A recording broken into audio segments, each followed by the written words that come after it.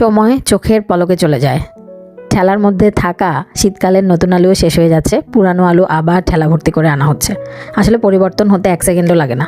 এই যে শীতকাল আসবে সবাই নতুন আলু খাবো, নতুন আলুর স্বাদ অন্যরকম, নতুন আলুর তরকারি মজা, নতুন আলুর আঠালো আঠালো ভর্তা অনেক মজা। সব কিছুর জন্য আমরা কীভাবে ওয়েট করছিলাম।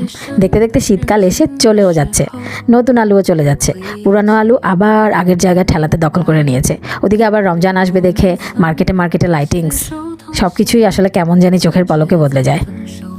মনে হচ্ছে এই যে কেবল রমজান গেল, কিন্তু দেখেন এখন আবার কত তাড়াতাড়ি করে চলে এলো। সবাইকে রমজানুল মোবারক, অগ্রিম রমজানের শুভেচ্ছা। আগ্রাবাদের মোড় একটা জংশন, কি পরিমাণ তরকারিওয়ালা সাউথল্যান্ড মার্কেটের সামনে বসে প্রয়োজনীয় সব কিছুই আসলে এখানে পাওয়া যায়। সবাই অফিস সেরে তরকারি কিনতে এখানে চলে আসে। কিন্তু মজার বিষয় হচ্ছে শীত শুরু হয়ে শেষ হয়ে যাচ্ছে, টমেটোর দাম এখনও কমে নাই।